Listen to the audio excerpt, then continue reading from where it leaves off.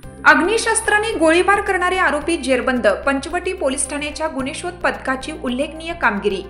दिनांक 22/7/2025 रोजी Panchavati police station police हद्दीत फुलेनगर येथील मुंजाबा चौक परिसरात 2 गटात दगडफेक व गोळीबाराची घटना घडली होती।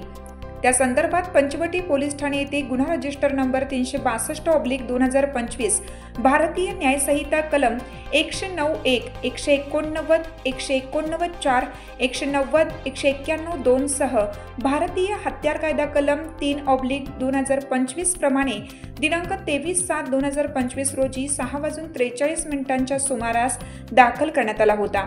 सदर गुन्ह्याच्या तपासाबाबत व आरोपी अटकेबाबत माननीय श्री संदीप कर्णिक पोलीस आयुक्त नाशिक शहर, श्रीमती मोनिका राऊत पोलीस उपायुक्त परिमंडळ 1, श्रीमती संगीता निकम सहाय्यक पोलीस आयुक्त पंचवटी विभाग नाशिक शहर, वरिष्ठ पोलीस निरीक्षक गजेंद्र पाटील यांनी सूचना व मार्गदर्शन केलं होतं।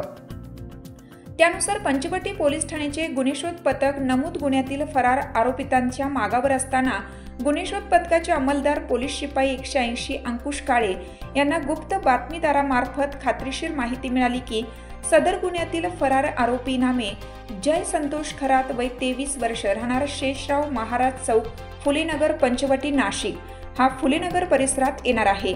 त्यानुसार गुन्हेशोध पथकाने सापळा रचून त्यास ताब्यात घेतलं। तसेच त्यांनी दिलेल्या माहितीनुसार सदर गुन्ह्यातील त्याचे इतर 2 साथीदार 2 विधी संघर्षित बालकांना सुद्धा ताब्यात घेण्यात आला आहे। आरोपी जय संतोष खरात हा पंचवटी पोलीस स्टेशन अभिलेखावरील हद्दपार आरोपी आहे व त्यावर गुन्हे दाखल आहेत।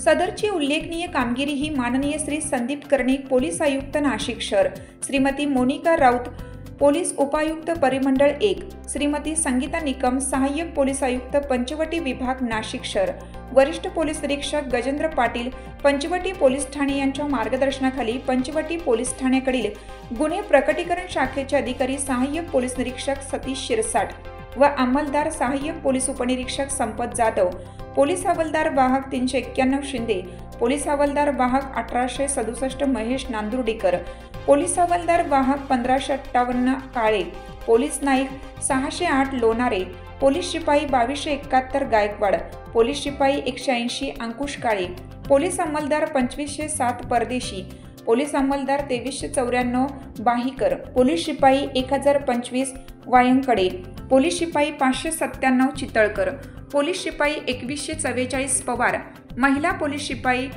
2658 शिंदे अशांनी पार पाडली आहे।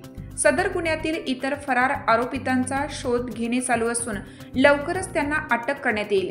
सदर गुन्ह्याचा पुढील तपास पोलीस उपनिरीक्षक कैलास जाधव हे करत आहेत।